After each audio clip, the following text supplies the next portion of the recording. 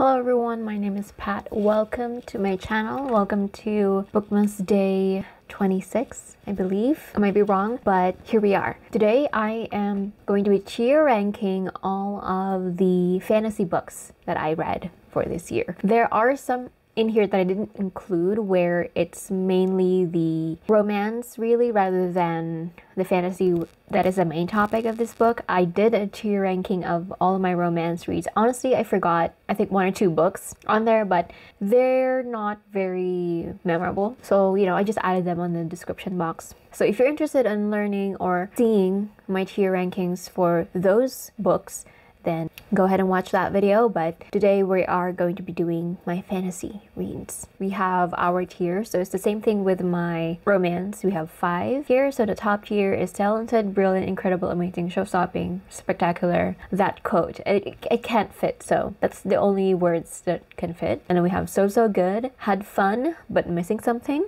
and then forgettable or mad. This is the same thing with my romance. And the last one is Nope. So let's get started. So the first one that I have here is Long May She Reign by Rhiannon Thomas. I had a lot of fun with this one. I did. So I'm gonna put this in so good. What I love about this one is the character. Although yes, it is set in a fantasy world, but the character herself, with her suddenly being queen, although she's like 100 down the line because everybody else was killed at a banquet, and her like just finding what she is capable of as a ruler, or if she is capable of being a ruler, and her growth, I really loved it. But in terms of the fantasy world, we don't really get much of it. It's more of a very character driven story, but I didn't feel like it was missing anything. The focus was well on her, but it didn't feel like everything else didn't make sense, so I still really enjoyed this one. And then we have Cemetery Boys. This one I'm also gonna put in so good. This is also heavily romance. I did include this in my romance tier ranking as well, but the fantasy element of this one is also very interesting because it's about witches, it's about brujos and brujas, and it was very interesting. And I felt like it is more character driven, but the world itself is very interesting, and it worked well with those elements working together, and none of them felt like it was missing anything. It was so good. I had a lot of fun. Next one is Among the Beasts and Briars. This one I'm gonna put in had fun with missing something. I really enjoyed this one as well. Yeah, I had a lot of fun reading this, and I did enjoy kind of like the darker fantasy or magic elements in this book. It is a standalone and also pretty short. It is fast paced and very, I guess you could say action packed, but I wanted just a little bit more to it because there is a lot going on plot-wise, and although the magic wasn't fully explained, it's not the kind of thing that needed to be fully explained. But yeah, I wanted a little bit more with the characters as well, because it felt like they kind of took a step back and we didn't really get to know them, even though they're still a big part of the story, but we didn't really really truly get to know them. So Among the Beasts and Briars, again, the magic system isn't something that you needed explained, but it worked really well with the story, although other elements were missing a little bit something for me. And then we have The Wolf of Oranjaro. I'm gonna put this in talented, brilliant, incredible, amazing, show-stopping, spectacular. That quote, because it's very good. And it is set in a fantasy world, but it is also very heavily character driven. We are following mainly the story of Talien, who is a struggling queen, and she is stuck in this country where it's not very friendly towards her after trying to have a meeting with her husband that ends in an assassination attempt for both of them. She's just trying to get back to her child, to her son, and just trying her hardest to be the good queen, or the queen that her people needs and deserves, and also a good mother to her son. And I really loved following her growth in this one. She's already a grown woman, but she has a lot that she needed to learn and really understand about herself, her past, and her as a ruler, and her people as well. So really enjoy this one. She's not perfect as well, and that's what I really loved about her. And the expansion of the world and the magic system as the story went on was also very amazing. I love the exploration of that magical element that I can't really say anything about because it's gonna be spoilery, but I really enjoy this one. Next one is House of Hollow. This one I'm gonna put in so good. Now this one is one of those speculative fiction, magical realism kind of stuff, kind of genre where you don't really have an explanation or a very in-depth explanation of the magic system. It's kind of like an isolated magic where it's only a few people around the world that have that same experience, and people have, it's like an other the world, like there's a veil type thing that some people have access to and some people don't. And it's not explained very well, but I love the darkness of it. I love the exploration that we did have in here. And there's a lot of body horror in this one, and I usually don't like it, and I still don't like it, but I loved the atmosphere in this book. It's very atmospheric. It's all about the vibes. There's not much about the plot, much on the plot or the characters themselves, just the vibes and the feel, and the dark enclosing magic was really good. So good. Okay, and then we have A Conjuring of Light. This is the third book in the Shades of Magic series. I read the first two like by the end of 2020 and finished the third book early 2021, and I'm gonna put this in so good. I overall this series is so good for me, and I love V. Schwab, and usually her books are going to be like god tier or like the top tier because I just love her writing. I love her world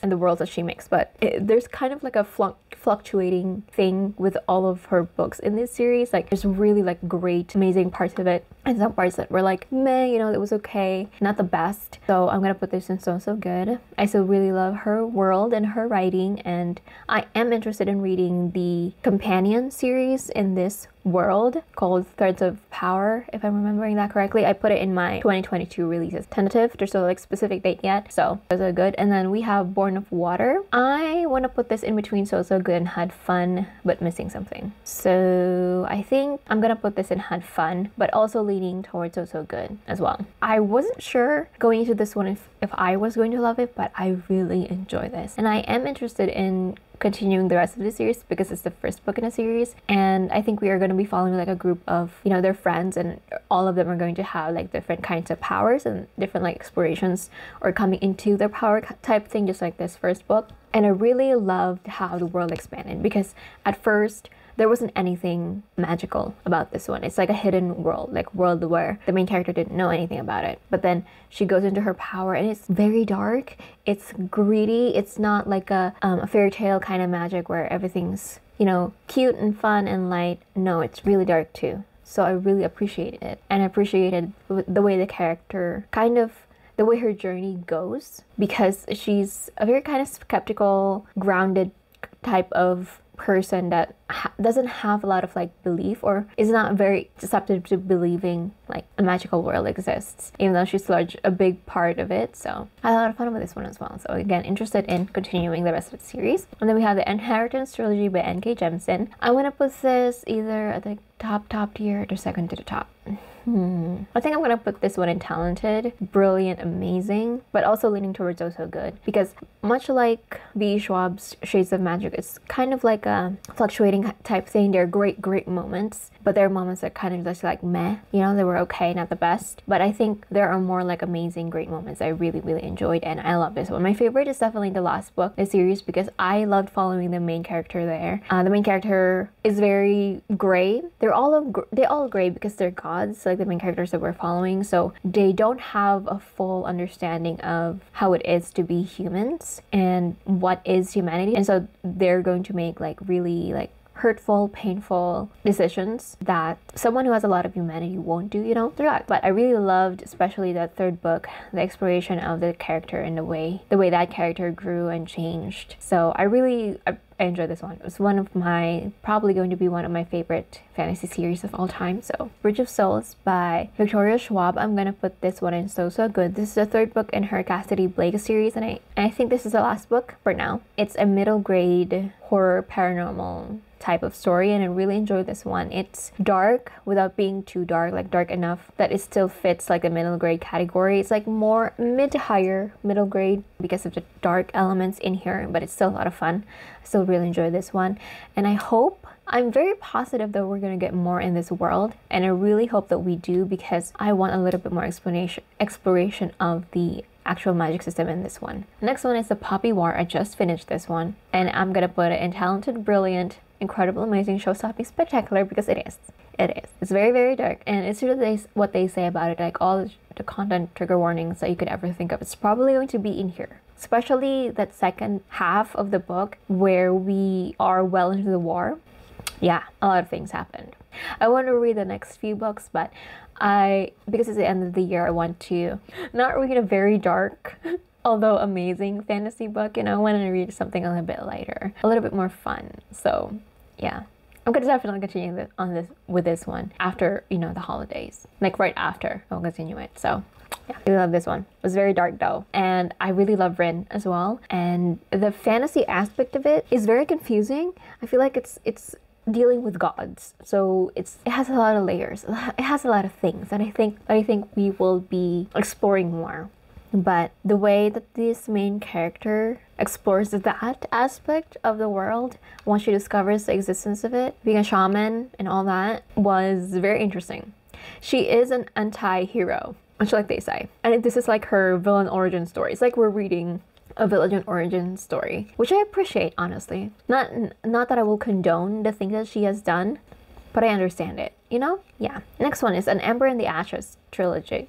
Series. The picture that I have only has the first 3 books. I don't know why. And it's only like, this is from Amazon, I think. And it's only the first 3 books. I don't know why. I don't know. But I guess because the last book in this like particular edition just came out like early December. So I guess it's not yet like the full series that they've included. So yeah, but this one I'm gonna put in talented, brilliant, incredible, amazing, show-stopping, spectacular. I love this one. I think if you've seen my reading vlog of this, you will know. And once you see my reading vlog of this one, especially that 24-hour reading vlog where I read the last 2 books, I think you will kind of understand what I'm getting at. So again, I really love this. Cried a lot during the last book. It was very painful. But the characters that we're following here, I loved reading their growth. And I loved them coming into their powers, into their abilities, and how the characters, who they are and what they are, kind of like meld together and they work with each other. I feel like Sabaa here makes like really good layered characters that grow into their potentials really well. So yeah, next one is The Other Merlin by Robin Schneider. Now this is more of like a light comedic fantasy, and I'm gonna put this in So Good. I had a lot of fun reading this one. I had an arc of this, so I'm definitely looking forward to reading the next books whenever they come out. I don't know, because I don't think there has been any like news about when the next books are gonna come out. But again, I really had a lot of fun with this one. This is an Arthur retelling, like a Knight's Tale retelling, gender bent. Like Merlin has a twin sister who's more powerful, and that sister is the other Merlin.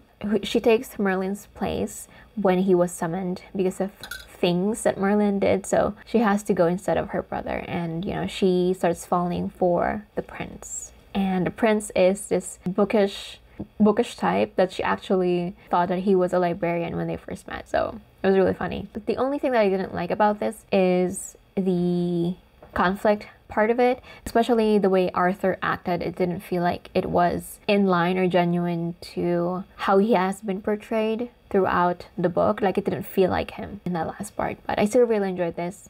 Had a lot of fun. Was very good. Next one is Across the Green Grass Fields by Shannon McGuire. This one is gonna be in So Good. I really love her Wayward Children series, and I will continue to be reading these novellas, and I really enjoy this one. There are some that are not my favorite, but majority of the novellas so far in this series has been like so good for me. So I love the character, I love the exploration of her in terms of also her sexuality as well. It has that element to it that I really appreciate as well. So good. Next one is the Bone something daughter, Bone Crier's Moon and Bone Crier's Dawn, Bone Crier Saga. Bone something saga? That's the name of the series, I don't know. This one is, I'm gonna put in forgettable or meh. This had a lot of potential and I was very ready to love it, but I didn't. It's not it. I just wanted more. The characters are forgettable, they're meh. The plot is also, it could have been better. The interaction of the forgettable meh characters with a potentially good plot, which is bad. There was one character that I really liked, but we didn't really focus on her. We only focused on her on the second book, and not even then. Like I wish she was the main person that we follow. I don't know. But yeah, it's forgettable. Winterwood by Shea Earnshaw. Oh, this one is so good. I really enjoy this one. This is a quick, slightly dark fantasy series. It's a standalone, very atmospheric. The vibes are great for this one. I loved it. I really enjoyed this one. It's witchy. It's set in winter. There's secrets set in a small town. Amazing. Next one is Six of Crows. This one is going to be talented, brilliant, amazing, incredible, show-stopping, spectacular. This broke my heart though. this series broke my heart. Now, I remember reading this, right? And this came out years ago. I forgot all about it. So I did a Shadow and Bone, Six of Crows rereading in preparation for the show. I had a lot of fun. I did. And Six of Crows was... It's like a rediscovery. It's one of those things that if you could read it again for the first time, it's like kind of those things to me. That's what happened. It's like I read it again for the first time, which is great, you know? Because I remember rating this really highly, having a lot of fun and loving it when I read it the first time. But I forgot. I literally forgot. I think I was in college when I read this. And so, you know, I was just stressed. And a lot of the books that I read during that time, I already forgot. Next one is Spinning Silver by Naomi Novik. This one is talented, brilliant. Yes, yeah.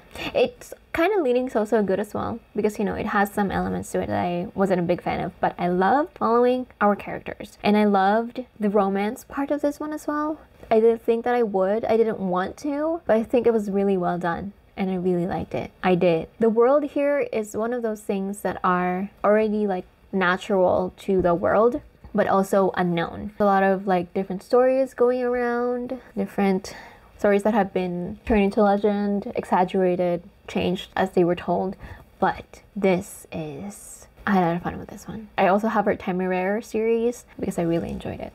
Okay, Cursebreaker series. This one I'm gonna put in so good. I wanna put it in talented, brilliant, incredible because it was initially like that, but the second and the third book, it felt like they could have been combined in a way. Not really like the story plot, but like I wish they were combined so that they can be like amazing, you know, because separately they were fine. They do have elements that I do like. That's why I'm putting them in so good instead of had fun but missing something. And again, this is gonna be one of those that are like in my highly recommended fantasy series. Not the best, but I would still highly recommend. And so I am looking forward to her Defy the Night series. I had a lot of fun with this one. The character, especially the first, Harper, I really like her. The way the second and the third book happened, like the execution of the story, I felt like I wish was different, you know, better, but yeah.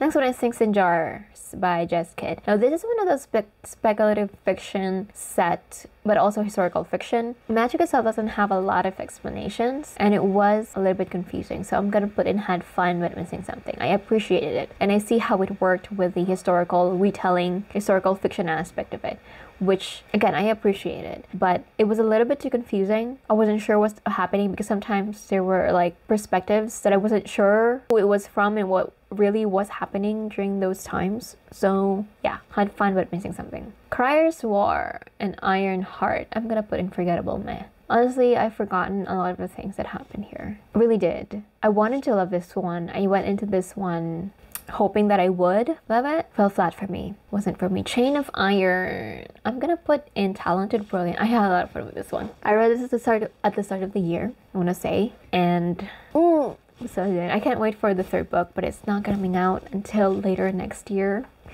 So I'm a little bit sad about that, but I really enjoyed this one as well. I loved the way just the Shadowhunters world has been expanded and the way the stories connected, even though we get some of the story, other like the more present stories first, and this one is more of the past of stories, and the timelines for the different series in this Shadowhunter world has been different, and I love just the way that it kind of melds together and still works, like, and the way that it's written, the way that it has been throughout the different books is that you just know there's so many more stories that you can follow in this world with different characters that are just going to be rich and fun and amazing and heart-wrenching, and I am just excited, and I hope we get more stories in this world. The next one is The Coldest Touch. This one had fun but missing something. I really did had fun with this one, but it is a standalone. The world doesn't have a lot of explanation. It's one of those where there is paranormal world that is hidden from a lot of humans, but there's still some humans who know about it.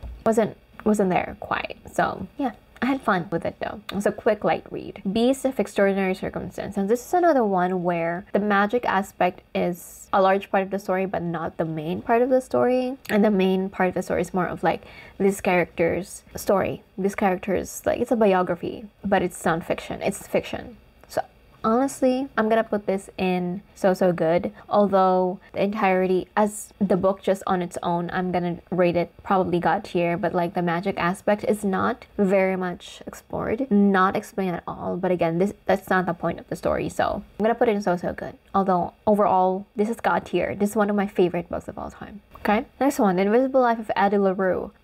Okay, this one, the magic also isn't very explained, and it's not really the main aspect, although our main character is an immortal. It's not about how she was immortal, you know? Not about that world, it's about her life. So I'm gonna put this in so good as well, although definitely on the top tier as the book in general. So yeah, very unexplained in terms of the magic system, but it's still so good. Left-Handed Booksellers of London. I'm gonna put this in Had Fun with Missing Something. This gave me the feels of reading Percy Jackson. Back then it had that light, quirky, fun, adventure type of story, but it was very confusing in the beginning. I felt like we had a lot of moments where things weren't really explained, and we kind of left it at that. Some of them were explained, but it was still really confusing. And so even though I had a lot of fun, it gave me that really nostalgic feel. Beasts of Prey. Okay, I'm gonna put this one in Had Fun with Missing Something, but also leaning towards so good, because much like the Left-Handed Booksellers of London, a large chunk of this one was very confusing. Like I wasn't sure like what was happening or where we stand in the world, and you know, the role of magic in the world, it wasn't very clear, or like how the magic works wasn't very clear to me. It was quite confusing. But by I think the second half, or the last third of the book, that's when things picked up and I had a lot of fun reading it. And so I'm definitely interested in reading the rest of this series. But yeah, it definitely has a complex, layered world, just not very well explained to someone who is not familiar with the world itself. So yeah, Missing Something. Incendiary is forgettable or meh. Honestly, I forgot a lot of the things that happened in this one. I was surprised to love it because I know a lot of people loved it, but I just didn't care. I didn't care what was happening. I didn't care about the characters. I didn't care. I didn't. And I think I guessed where the story was going to go, honestly. Especially by that end, I was like, oh, I know it. And I don't like it. I don't like where I think I know where it is going. And based on what I read from the different reviews on the second book, I was right. And I don't like it. I don't like where the story was meant to go. So yeah. Okay, this one, House of Souls and Sorrows. This one has Had Fun but Missing Something, leaning towards meh category. I love the vibes. I love the atmosphere. Another one where the magic system isn't really explained or really explored, but the main character that we're following felt flat. All the other things were really interesting, but because it was following her perspective, I felt like we didn't really get enough of it. And again, she is missing an entire personality. Like, she only has like bits and pieces of personality, in my opinion. And as much as I appreciate the darkness and the dark turn in this book, and like the vibes and atmosphere and like the scary horror parts of it, overall I wish we actually had a character that had a personality, and we didn't here. So sounded harsh, but you know. Okay, next one, All the Stars and Teeth. All Ties of Fate is going to be talented, brilliant, amazing, because it is. It's amazing. It's grimdark fantasy, it's a duology, it's like parrots and sirens, vengeful sirens, and the magic system is also not fully explained, really, but it has like different kinds of magic in this world. But I didn't feel lost. I didn't feel like I was missing what is needed for me to know and to understand for the entire story to work. I feel like there's a lot more in this world that we can explore, but I learned what I needed to learn. I knew what I needed to know, and I love the characters. I love the found family. I love the growth of each of the characters. The last book, I feel betrayed. It still hurts me. Listen, it was very painful, okay? We're gonna spoil it. I want to recommend this book to others who have read another type of book, but it's going to be quite spoilery if I do. I want you to experience the pain as much as I did. So I'm not going to do that. Just read it, okay? It's gonna be a fun read because it's so fast-paced, also very atmospheric. The characters are so much fun to follow. They're morally gray in a way, you know, they make bad decisions in terms of morality and not just like bad decisions in general, but you will still love them, I'm telling you. Okay, next one, the Daevabad Trilogy. Talented, brilliant, incredible. I mean, I love this book so much. Another book that made me cry, that last part, was an essay. Chakraborty is such an amazing writer. She is able to capture what is needed for the world, like in terms of like the world itself, the world building, the magic, etc., but it works with the characters as well. She has like, there are just certain chapters throughout this book series that this is a well-written entire chapter and I love it. And that one chapter in the last book that was like probably the best written chapters, one of the best written chapters throughout this book series, is the one that broke me. So that made me cry. And I hate it, but I also love it because it captures all the emotions, all the layered, deep, unspoken emotions and experiences that these characters have. That just makes the entire chapter and what happened in that entire chapter that much more emotional and profound. So hard to explain because I don't have the right words, but read it if you haven't. Okay, next one is Weird Dreams to Seanen When Night Breaks. I had fun, but it was missing something. The first book was, I love the first book, and it definitely left us with questions and literally no answers, but I appreciated it. We got to the second book and we got a lot of answers. Literally, it felt like info dumpy because we literally got much of the answers that we needed. And then it turned into something else and I got confused. I didn't know what was happening. I knew what was happening, but I didn't know why it was happening. So that was very unfortunate. I was going into this one knowing that I would love it or expecting to love it. I didn't, unfortunately. Next one, Daughter of the Pirate King and Daughter of the Siren Queen. Forgettable or meh. Yeah. It wanted to be high stakes in terms of like, you know, the conflict and the plot. It wasn't. I didn't feel it. It was just not. The character, like, okay, the main romance is a big part of the whole series. I'm not a fan of it because it felt underdeveloped. The conflict was not as high stakes as the characters make it out to be or as the actors say it was. The Bone Witch. Okay, I'm gonna put this one in so good.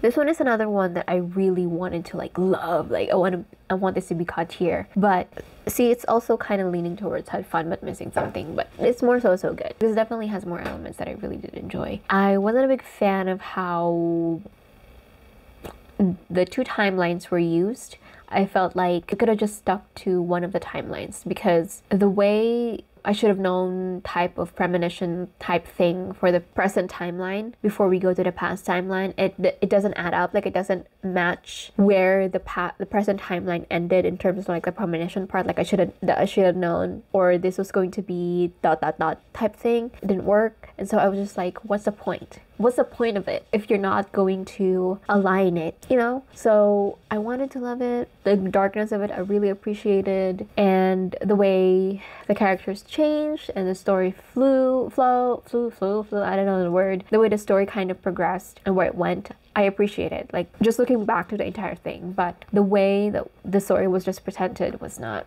it for me. It didn't work, and I wanted it to work. Okay, We Hunt the Flame, We Fear the Stars, The Sons of Arawiya, Teachers by Hafsah Faizal. Talented, brilliant, amazing. I love this.